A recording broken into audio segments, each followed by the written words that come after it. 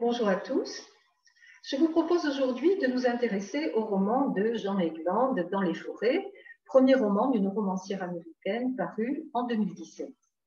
Ce roman, je voudrais bien sûr le traiter en lui-même, mais peut-être dans sa relation à un sous-genre romanesque extrêmement représenté, c'est le récit de fin du monde. Et ce type de fiction est aussi, on le sait, très largement représenté au cinéma, tant et si bien qu'on a l'impression d'assister à un véritable phénomène de société. Est-ce que le récit de fin du monde est ancien pour autant?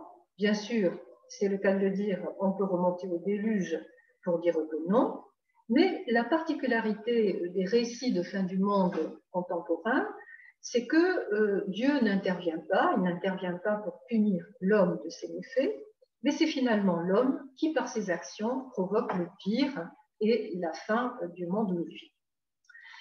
Le critique Jean-Paul Angélibert a consacré en 2019 un livre sur ce genre, un livre intitulé « Fabuler la fin du monde, la puissance critique des fictions d'apocalypse », et il marque le début de ces apocalypses laïques au tout début du XIXe siècle.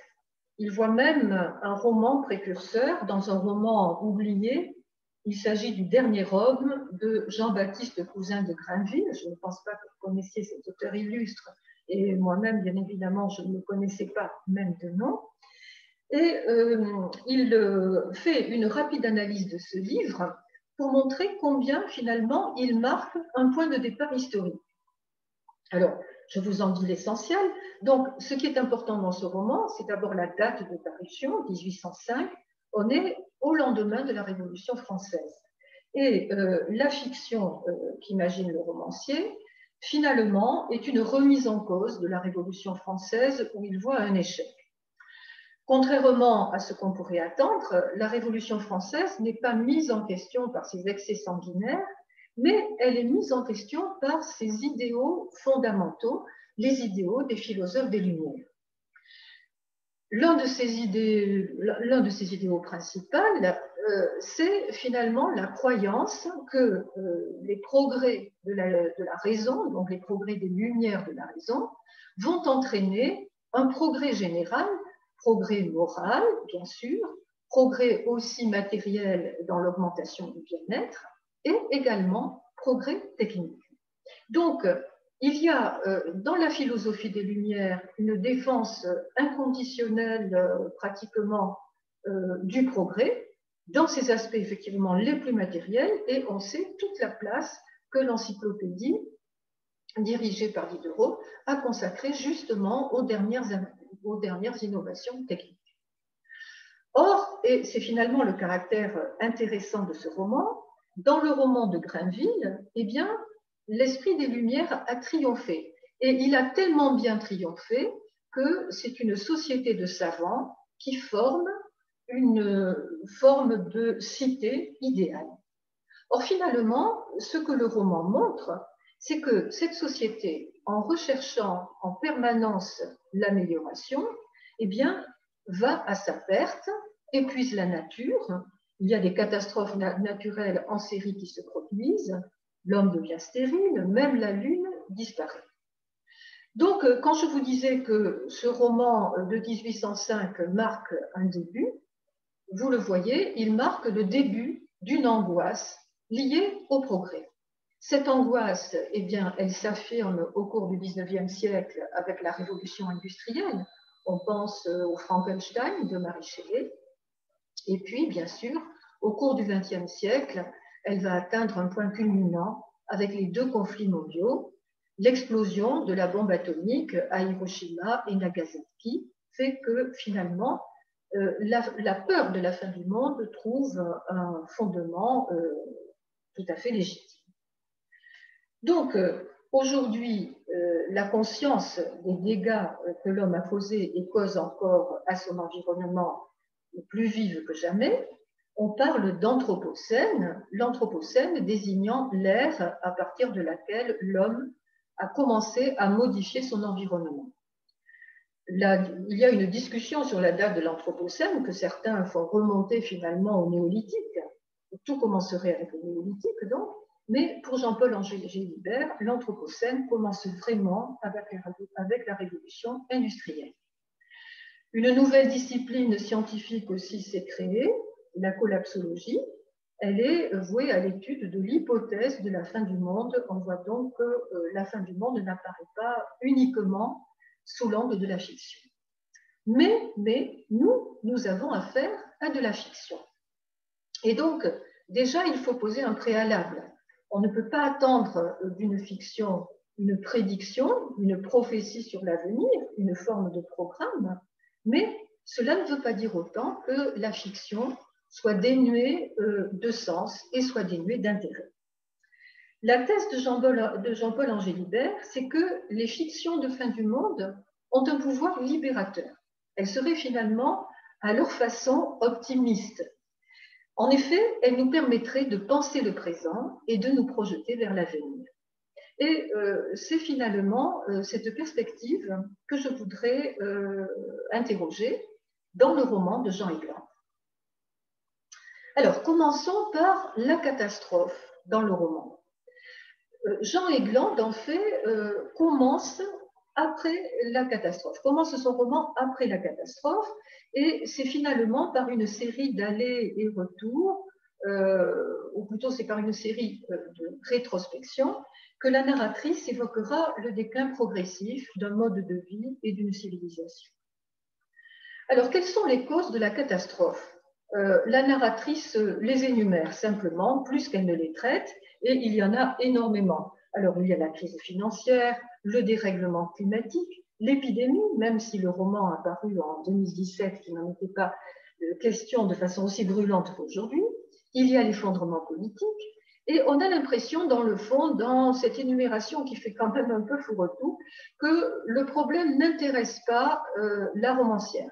Elle ne va pas être comme ces romanciers qui entrent dans le détail des causes, des conséquences, qui s'intéressent au déroulement d'un mécanisme. Et je pense qu'elle semble considérer que nous connaissons déjà assez toutes les causes possibles de catastrophe, d'une catastrophe générale qui nous menace, sans finalement devoir s'attarder dessus.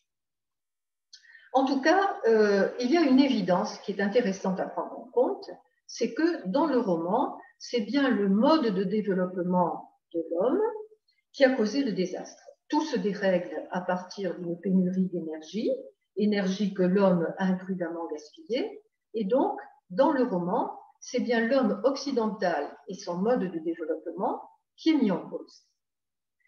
Autre différence par rapport à d'autres représentants du genre, c'est qu'il me semble que Jean Egland ne cherche pas à tirer du spectacle de la catastrophe des effets dramatiques et violents. Si vous avez lu L'homme vertical de Davide Longo, le romancier italien a fait une peinture absolument terrifiante de l'irruption de la barbarie.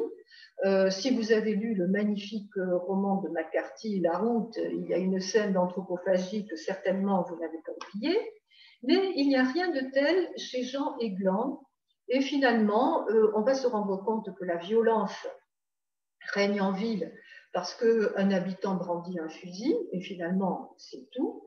Et le fait le plus violent dans le roman, c'est le viol d'Eva, mais c'est Eva qui le raconte, et elle le raconte avec une totale retenue. Ceci s'explique bien sûr par le projet de la romancière, et cela se justifie dans la narration, dans la fiction plutôt, parce que Neil et sa famille vivent déjà à l'écart de la ville. Elles ne sont pas les témoins directs de ce qui s'y passe.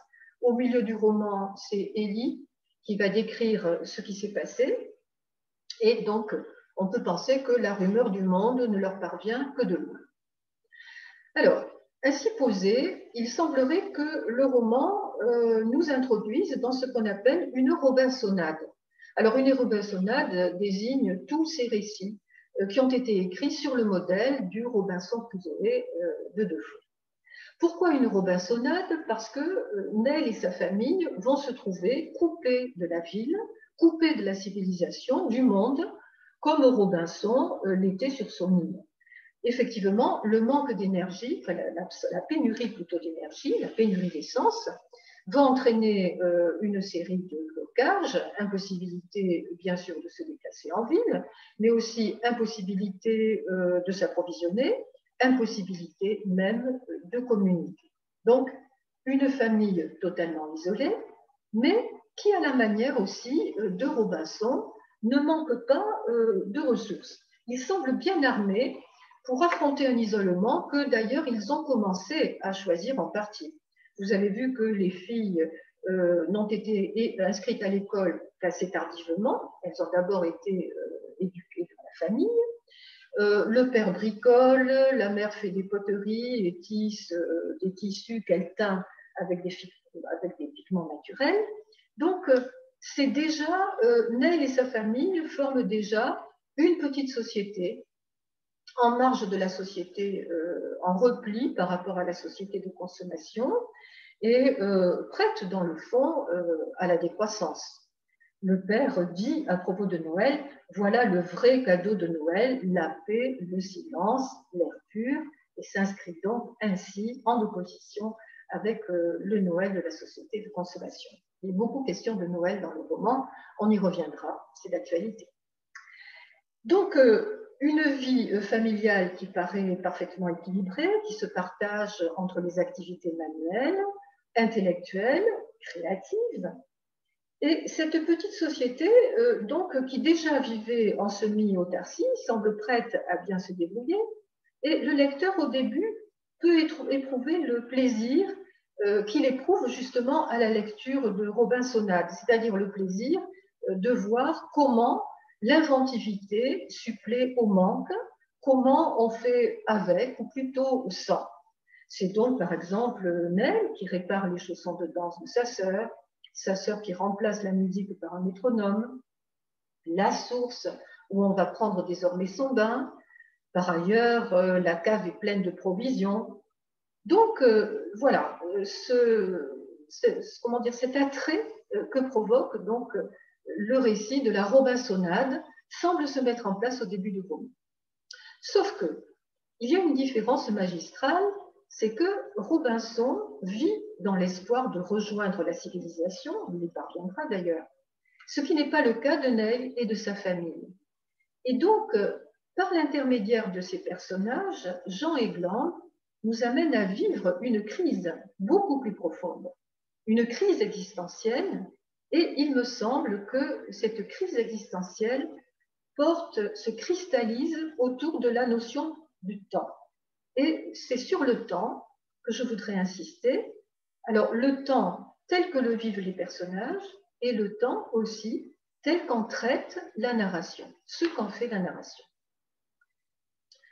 Alors, première constatation, la durée de la fiction, c'est une fiction qui se déroule d'un Noël à un autre et la charnière entre les deux parties du roman me semble résider, je justifierai ce choix ensuite, me semble résider dans le viol d'Eva. On a donc deux parties et entre ces deux parties, le temps n'est ni vécu ni traité de la même manière. La première partie, et vous avez certainement été sensible à cela, la première partie opère un aller-retour permanent entre présent et passé.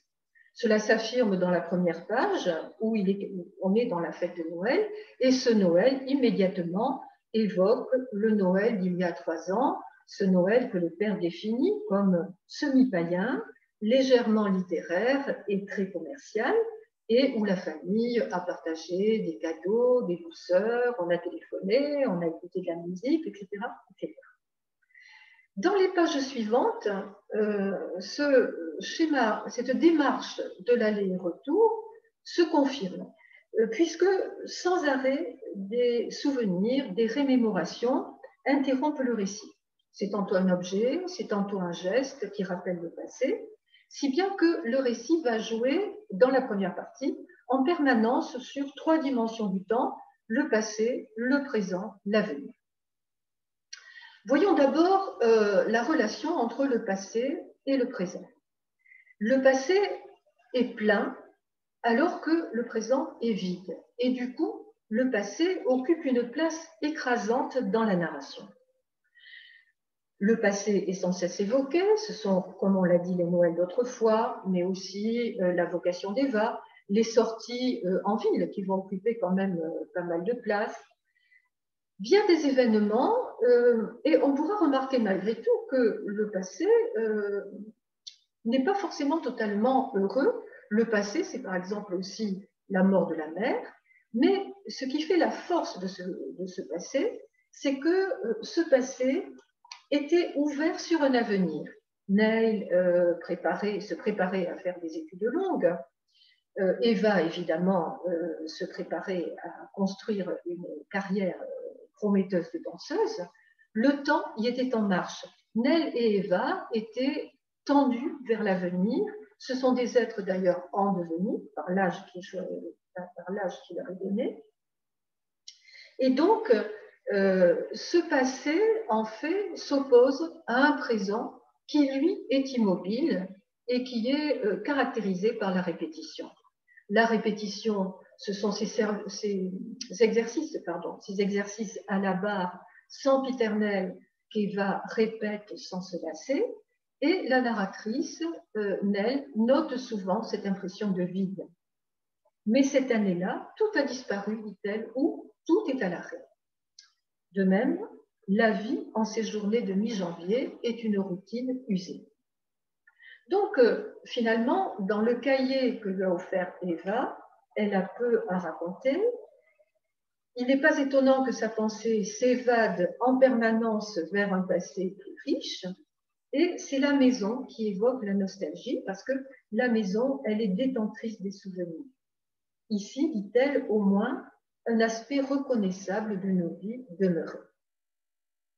Mais en fait, le souvenir n'est pas satisfaisant, puisque justement, il vide encore le présent de sa substance, puisqu'il l'amène à être appréhendé sur le mode de la perte.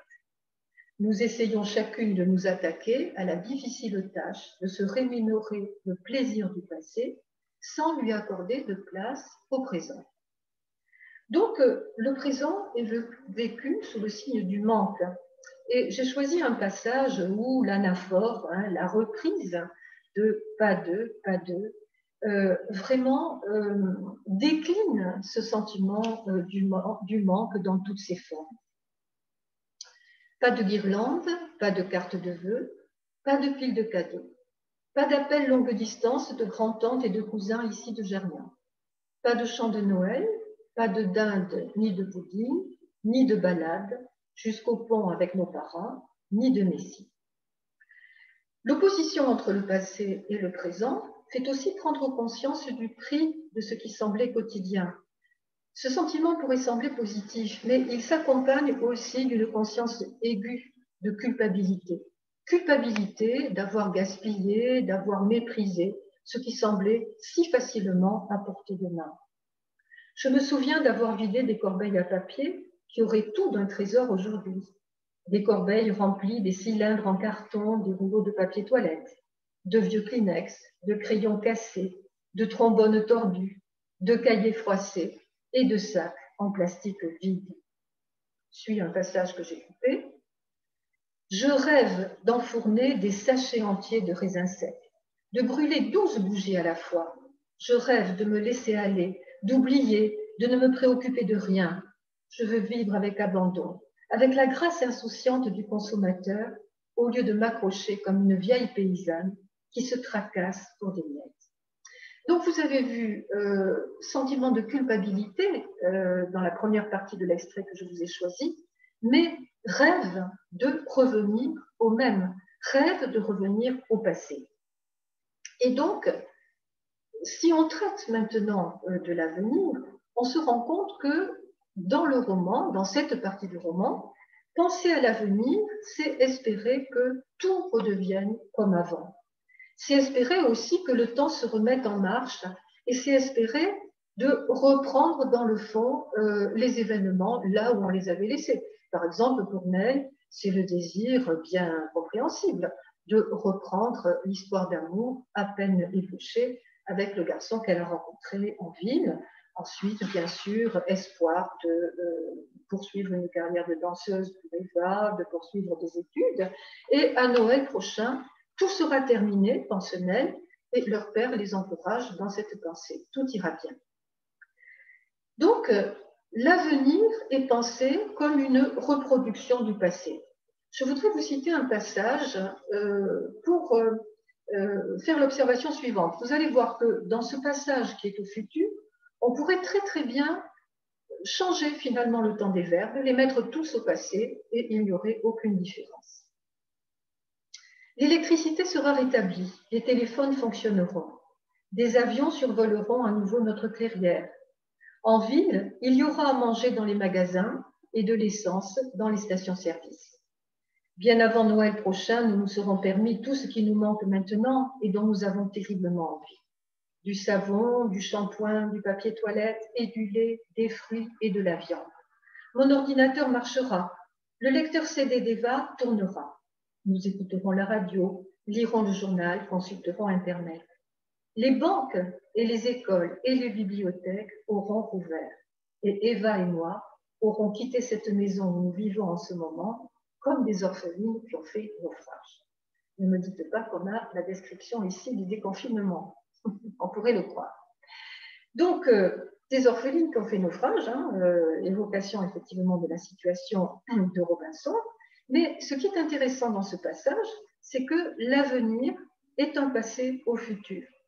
Et ce que montre le roman, c'est que tel qu'il est pensé, il ne peut être qu'une impasse, puisqu'il amène Nell et Eva à essayer désespérément de reconstruire, ou de maintenir plutôt, c'est même pas reconstruire, maintenir ce qui n'est plus. Donc elles vivent de souvenirs douloureux et ces souvenirs sont mortifères, comme ce carillon de Noël qui marche un court instant, qui rappelle la merveille de la lumière, mais aussitôt disparaît et rend l'obscurité plus dense encore. Je vous le lis car c'est une très belle évocation de la lumière. J'en ai le souffle coupé. C'est la première fois que nous voyons autant de lumière le soir depuis que la lampe à pétrole a rendu l'âme en crachotant au printemps dernier. Cela change à nos voix, donne à nos mots plus de rondeur et de douceur et de plénitude, avec une pointe de crainte révérentielle. Pure et sans fumée, les flammes oscillent et bondissent comme des danseurs autour de leurs mèches noires et raides, et tout dans la pièce paraît chaud et tendre. Mes yeux s'emplissent de larmes et je continue de fixer ces langues brillantes, ces pétales de feu. Donc ce n'est pas un hasard si dans les pires moments, Nell et Eva font des puzzles, puisque le puzzle consiste à reproduire une image déjà préexistante. Elles s'efforcent de refaire le monde d'avant. Elles vivent donc dans une perception du temps qu'un philosophe qui s'appelle François Hartog a désigné comme le présentisme. Et il pense que le présentisme, c'est un des mots de notre époque. Je vous donne cette définition. Il le définit comme fermé sur une survie au jour le jour et un présent stagnant. À quoi il faut encore ajouter une autre dimension de notre présent, celle du futur, non plus perçue comme une promesse, mais comme une menace, sous la forme des catastrophes dont nous sommes nous-mêmes les instigateurs. Le passé ne nous guide plus dans l'action et le futur se dissout dans l'idée qu'il n'y a pas d'alternative. Donc, les personnages de la fiction, et nous aussi, donc, nous serions amputés d'un futur. C'est pour cela que, d'après Jean-Paul Angélibert, finalement, les romans catastrophes ont un effet dynamique et positif, car la catastrophe va ouvrir les possibles. Elle va finalement en finir avec ce présentisme, le fait d'être bloqué vraiment dans un présent qui n'est pas pour autant satisfaisant et incapable de penser à un avenir différent. Ceci, c'est bien dans le roman. Je ne projette pas uniquement les analyses dont je vous ai parlé, car dès le début du roman, Nell l'exprime en notant que la situation inquiète, mais finalement, elle provoque aussi chez les gens une sorte d'excitation qu'elle a déjà observée lors des crues des rivières. Nous savions qu'une crue était fâcheuse et provoquait des ravages. Pourtant, nous ne pouvions nous empêcher d'être saisis d'une étrange exaltation à l'idée que quelque chose hors de notre portée fût suffisamment puissant pour détruire l'inexorabilité de notre routine. Parce que finalement, ce que le roman montre, c'est qu'on ne peut pas rester dans l'immobilisme, on ne peut pas rester dans la routine, car de toute manière, le temps est en marche. Dans la société, dans le roman, pardon, la petite société équilibrée que forme cette famille quasiment parfaite, eh bien, finalement, elle est quand même destinée à périr, puisque la mère meurt, ensuite c'est le père, et donc le refuge dans le cocon rassurant de la maison, eh bien, ce refuge à long terme est impossible. C'est le viol d'Eva qui va inverser le cours du temps, et cela m'amène donc à parler du traitement du temps dans la deuxième partie. Avant de le caractériser, je voudrais dire qu'il y a cependant deux signes annonciateurs de la crise qui va se produire, et c'est d'abord la fameuse dispute des deux sœurs autour de ce bidon d'essence providentiellement retrouvé. Vous vous souvenez que Neil veut le garder, elle veut le garder au cas où elles auraient à revenir en ville, tandis qu'Eva voudrait le gaspiller dans un moment à la fois d'exaltation, un moment d'exaltation fugace, mais justement exceptionnel et plein. Bien sûr, l'utilisation du bidon pose notre problème. Est-ce qu'il faut vivre dans l'espoir d'un retour à la normale, ou bien finalement, ne faut-il pas mieux en finir avec cet espoir et tout gaspiller? Et on sait que les événements donneront raison à Eva, puisque c'est ce bidon qui servira à enflammer la maison avec tout ce qu'elle contient de souvenirs et de passé. Deuxième signe annonciateur d'une rupture, c'est lorsque Neil refuse de partir avec Ellie pour rejoindre une hypothétique petite société qui se serait formée bien loin, on ne sait pas trop, mais Ellie voudrait finalement tenter l'aventure. Neil revient sur ses pas. On peut penser que bien sûr c'est par attachement à l'égard de sa sœur, mais finalement elle ne croit pas à la possibilité de construire un avenir sur le même modèle. Donc le salut, c'est d'accepter la rupture, et le détachement va se produire donc, comme je le disais, avec le viol d'Eva. Ce viol, d'abord, opère une sorte de mouvement de table rase, de lucidité terrible, où finalement Neil fait le deuil de tous ses espoirs. Quelle que soit la façon dont nous mourrons ici. Il n'y aura pas d'inscription à Harvard, pas de début avec le San Francisco Ballet, il n'y aura pas de voyage, pas de diplôme, pas de rappel, il n'y aura plus d'amant, pas de mari, pas d'enfant.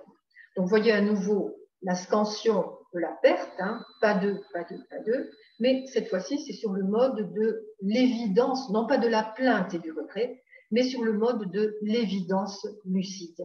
Il faut se rendre à l'évidence. Le futur ne sera pas une reprise des événements passés. Donc les tulipes qui avaient été plantées par la mère et qui apparaissaient comme un signe justement d'espoir, nous dirions de résilience pour employer un terme à la mode, ces tulipes semblent tout à coup dérisoires, bien futile protection contre un monde qu'elle sait désormais impitoyable. Le roman, cependant, n'en reste pas à cette phase assez désespérée, et du désespoir va naître l'action. C'est à partir de là que la narration change radicalement, puisqu'elle ne se fait plus comme toujours une série de va-et-vient entre le présent et le passé, mais le présent va avoir un contenu, une intensité.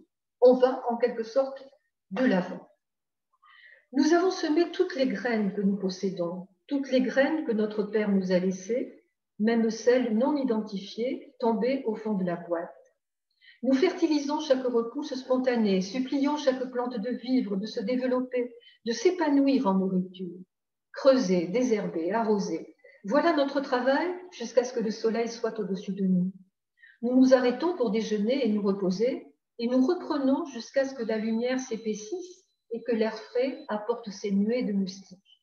La nuit, quand je suis couchée, mes muscles tremblent et mes mains calleuses me font mal. Je ferme les yeux et je vois de la terre, mais je ne rêve pas. Mais je ne rêve pas. Donc cette fois-ci, on n'est plus dans le regret, dans les états d'âme, on est dans l'action.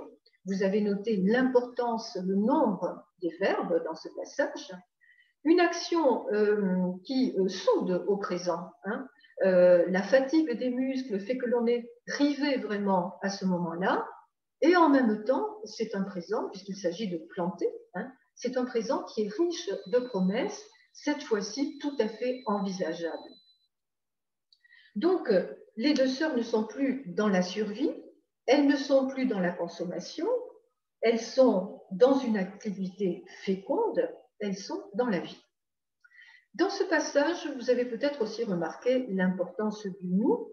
Je ne m'attarderai pas trop sur les relations entre les deux sœurs. Vous savez qu'elles sont parfois conflictuelles et chacune est extrêmement différente de l'autre. Mais ici, les deux sœurs font manifestement société. Alors, une question, est-ce qu'elles forment un couple, puisqu'on a ce passage où peu après le viol, Neil caresse le corps meurtri de sa sœur et où elles font l'amour. Mais sur ce point-là, la narratrice prend le soin de nous préciser que ce sera un moment sans lendemain. Et par exemple, si elles unissent leurs mains au moment du repas, elles ne se toucheront plus. Donc, on comprend que faire l'amour avec Eva a été pour Nell un moyen d'effacer du corps de sa sœur le souvenir du violeur. Et de sa sœur, elle dira qu'elle est vierge, c'est-à-dire que son corps lui appartient pleinement, il n'appartient à personne d'autre. Autre façon de recommencer et de faire table rase. Dans le passage que je vous ai lu, on a un magnifique éloge du jardinage, mais on ne va pas en rester dans le roman au jardinage. Il ne représente qu'une étape et il en reste une autre à franchir, c'est le départ vers la forêt. Donc ça, c'est la dernière partie du roman, moment où se prépare ce départ vers la forêt, et le roman va nous laisser sur le moment même, enfin, il va nous laisser à la lisière justement, au moment où les héroïnes finalement eh bien, font ce choix et entrent dans la forêt. On n'ira pas au-delà. La forêt, bien sûr, mérite qu'on s'y arrête. Elle figure dans le titre et elle est en permanence présente dans le roman, mais elle est présente avec des significations différentes. Je crois qu'on peut dire que la forêt, dans le roman, existe toujours par opposition. Alors, au tout début du roman, la forêt, c'est le lieu des souvenirs de l'enfance. C'est le monde des enfants avec leur imagination, leur magie, leur jeu, opposés au sérieux et à la rationalité des adultes. Puis, quand les enfants grandissent, leur désir ne se porte plus sur la forêt, mais ils se portent vers la ville qui leur semble à même de combler leurs désirs et leurs aspirations. Et c'est très intéressant de voir qu'à ce moment-là, la forêt finalement devient quelque chose de neutre, d'abstrait. Elle se vide en quelque sorte de sens. Finalement, la forêt n'a plus rien représenté d'autre que la distance interminable qui séparait la maison de la ville. Une distance, un chiffre, un nombre de kilomètres, et c'est tout. Et un obstacle peut-être aussi. Au moment où la catastrophe survient, la forêt, va s'opposer à la maison. La maison, c'est un refuge contre la violence d'un monde sauvage. C'est de la forêt que peuvent venir un homme ou les hommes qui peuvent les menacer et les tuer. Et la forêt, c'est l'image quand même redoutable de ce qui va s'opposer au réconfort que nous apporte la civilisation, à cet écran que la civilisation met entre nous et la brutalité de la nature. Alors, cette brutalité de la nature, justement, elle éclate lors de la mort du père. Donc, le père se blesse en coupant des arbres, se blesse avec la tronçonneuse, et il meurt sans le secours de la médecine. Il meurt sans pouvoir être soigné. Il meurt sans pouvoir être soulagé de ses souffrances. Et ensuite, lorsqu'il est mort, on le pousse dans un trou comme une bête morte. Donc, la mort du père continue à hanter les cauchemars de Neil. Cette mort est associée à la forêt comme étant, encore une fois, ce que la nature a de plus féroce, a de plus brutal, et dont la civilisation nous a quand même, au cours des siècles, protégés. Or, finalement, il va y avoir à la fin, dans la dernière partie du roman, une conversion encore, un autre sens donné à la forêt, et c'est de la forêt que va venir la sécurité. La forêt va devenir le refuge.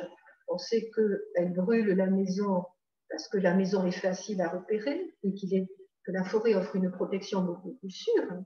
Mais aussi, surtout, la forêt va communiquer finalement à l'égard de l'existence une nouvelle attitude et va offrir un nouvel apaisement. Alors, vivre dans la forêt, cependant, demande une conversion. Ça ne se fait pas tout de suite. D'abord, vivre dans la forêt exige un nouveau savoir. L'homme moderne possède un savoir technique, scientifique de très haut niveau, mais il est devenu ignorant par rapport aux ressources de son environnement le plus proche. Neil et Eva apprennent la forêt et Jean Egland nous montre la richesse de cet apprentissage par une énumération, on pourrait dire une liste de toutes les plantes de la forêt qui désormais ne forment plus un tout indifférencié, mais dont chacune a un nom et une vertu. Pendant des mois, nous avons bu de l'eau chaude, alors que nous aurions pu boire des tisanes de menthe sauvage, des mûres, des glantiers, des baies, de mahonia folie, de moutarde noire, de menthe bouillot, de manzanita, de graines de fenouil commun, de petites oseilles, d'orties, d'aiguilles de pin, d'écorces d'arbousier nabérique, de yerba buena, de sauge noire, de matricaire odorante, de violettes, de framboises sauvages. Donc richesse qu'offre tout à coup la forêt pour celui qui sait distinguer et voir. Deuxième apprentissage, c'est que la hiérarchie entre le civilisé et le sauvage, l'homme civilisé plutôt et l'homme sauvage s'inverse. Il faut se tourner, Neil se tourne vers le savoir des Indiens Hopi que l'homme occidental, que l'homme américain en particulier, a massacré pour leur imposer sa culture. Mais surtout, il me semble, mais c'est peut-être le plus profond, vivre dans la forêt implique aussi une autre façon de se situer dans le monde. En abandonnant le jardinage pour la cueillette et la chasse, Neil et Eva finalement reviennent à une étape de l'humanité où la nature n'est plus transformée par l'homme. L'homme vit par la nature, mais il n'en est plus maître et possesseur, pour reprendre la célèbre définition de Descartes. Avant, j'étais Neil, et la forêt n'était qu'arbres et fleurs et buissons. Maintenant, la forêt, ce sont des toyons, des manzanitas, des arbres à suif, des érables à grandes feuilles, des paviers de Californie, des baies, des groseilles à maquereaux, des groseilliers en fleurs, des rhododendrons, des azarées, des roses à fruits nus, des chardons rouges, et je suis juste un être humain, une autre créature au milieu d'elle. Une autre énumération, une autre belle liste, mais ce n'est pas pour cela que j'ai choisi ce passage, mais surtout pour la dernière phrase. Je suis un être humain, une autre créature au milieu d'elle. Donc, l'homme ne s'impose plus comme maître de la nature, mais aussi être au milieu de la nature, c'est accepter le cycle de la vie et le cycle de la mort. Il y a dans le roman cette acceptation profonde de la réalité de la mort. L'allée, par exemple, donne son sang. Elle donne son sang pour que Eva et son bébé puissent vivre, mais Eva dit très clairement qu'elles aussi devront à leur tour accepter de mourir. On peut se retrouver ici sans rien à manger ou tomber malade. Nelly, l'homme meurt depuis au moins 100 000 ans. Ce n'est pas important de mourir. Bien sûr qu'on va mourir. Donc ici, il y a cette acceptation sereine de la mort dans la mesure où l'individu n'est pas isolé sur le maintien, isolé dans le souci de sa survie personnelle. Il n'est plus isolé dans son angoisse personnelle de la mort, mais il est finalement pris dans un cycle général, et si lui-même meurt, eh bien, tout continuera à vivre, tout lui survivra. Je me sentais, dit Neil, en relation avec mes aïeuls et avec le futur, et j'éprouvais contre toute attente la profonde satisfaction de la perpétuation. Donc un apparent paradoxe, satisfaction, eh bien, presque je dirais de survivre, mais survivre par procuration en quelque sorte. Donc, dans ce roman, nous allons d'un Noël à l'autre. Le premier, celui dont on parle, c'est la fête païenne, vouée à la consommation. Et puis, celui auquel on arrive, c'est le véritable Noël, puisque c'est la naissance d'un enfant avec la promesse de temps nouveau, espoir et promesse de temps régénéré. On se souvient qu'au début du roman, il avait été envisagé que le Messie puisse être une fille. Jésus n'aurait pas pu être une fille, les choses d'avant ne se seraient pas passées autrement. Bien sûr, dans ce roman, on est sensible au fait que la romancière voit le salut du monde dans le féminin, pas dans les femmes, hein, mais dans les valeurs que l'on attache aux femmes. Cependant, le roman ici nous dit d'une façon un petit peu malicieuse qu'il ne s'agit pas d'une féminité qui refuse la virilité, qui refuse l'homme, pas question ici de misandrie, et le roman reste ouvert. Il reste ouvert aussi dans son dénouement, puisque Jean Aiglande ouvre un espoir, mais elle abandonne ses héroïnes au moment redoutable où elles vont devoir construire quelque chose, où elles vont devoir vivre l'utopie. Donc, elle nous laisse imaginer le monde qu'elles vont construire. Alors, bien sûr, vous me donnerez votre point de vue sur ce roman. D'ailleurs, hein, je suis preneuse de vos réactions, savoir si vous l'avez apprécié et savoir surtout si, par rapport à ma lecture, vous avez d'autres choses à ajouter ou peut-être des choses à contester. Mais il me semble que ce roman est, pour le meilleur et pour le pire, dans l'air du temps. Alors, pour le pire, on va dire, c'est que ce roman reprend beaucoup d'idées qui sont effectivement émises aujourd'hui, aussi bien dans la valorisation du féminin, la valorisation du sauvage, bien sûr la condamnation de la société de consommation. On pourrait aussi reprocher peut-être à Jean Aiglande, ou enfin reprocher, c'est une formule, penser que Jean Aiglande n'a pas l'imagination foisonnante d'une Margaret Atwood qui, elle, entre dans la construction de l'utopie. Le roman aussi n'a pas, à mes yeux, la grande puissance tragique et la beauté de La Route de McCarthy, mais justement, son intérêt, c'est de nous amener à réfléchir au présent. Son intérêt, c'est d'analyser nos angoisses, nos états d'esprit, avec beaucoup de justesse et de finesse. On est aujourd'hui vraiment étonné de l'actualité que prennent certains passages, en particulier certains passages que j'ai lus hein, sur le pas deux, pas deux, pas deux, nous qui devons finalement faire quand même, chacun à notre niveau, le deuil de pas mal de choses. Et donc, je pense que c'est un roman qui marque une époque et qui en cela est intéressant. Je terminerai par une belle citation du romancier tchèque Milan Kundera et que j'ai tirée de L'Ignorance, roman paru en 2000. Toutes les prévisions se trompent. C'est une des rares certitudes qui a été donnée à l'homme.